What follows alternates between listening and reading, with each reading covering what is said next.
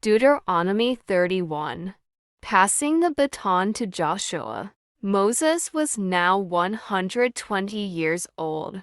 Even though he was still strong, he knew his time as the leader was coming to an end. He called a young, brave man named Joshua to the front and told him in front of everyone, "Be strong and courageous. You are the one who will lead these people into the land God promised."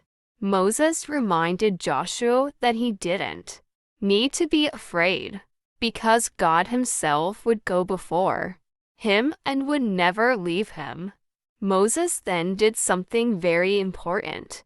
He finished writing down all of God's laws and gave the book to the priests. He told them to read it out loud to the whole nation every 7 years so the children would hear it and learn to love God. God also told Moses to write a special song to teach the people. This song would stay in their hearts and remind them of God's goodness even when Moses was gone. It was like a musical memory to help them stay on the right track. The next chapter, Deuteronomy 32. The Song of Moses. Moses stood up and began to sing. His song started beautifully. "Listen, heavens, and I will speak. Hear, O earth, the words of my mouth. Let my teaching fall like rain and my words settle like dew." He called God the rock because God is strong, steady, and never changes.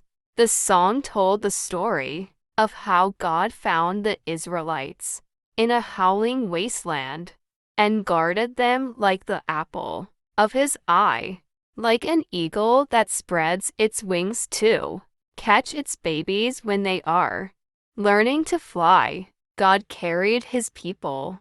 But the song also had a warning. Sometimes when people get full and happy, they forget the rock who saved them.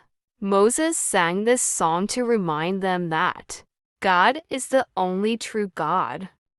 After he finished the song, God told Moses to climb Mount Nebo. From the very top, Moses would get to see the whole beautiful, promised land before he went to be with God forever. Just like a favorite song that gets stuck in your head, God wants his words to stay in our hearts. He is our rock. He is strong enough to hold us up and kind enough to carry us like a parent bird. We can be strong and courageous because he is always one step ahead of us. Now that the song is finished, it's time for Moses to give a final goodbye blessing to every single tribe. What special things will he say about them? Read chapters 33 and 34 to see the beautiful ending to Moses' amazing journey.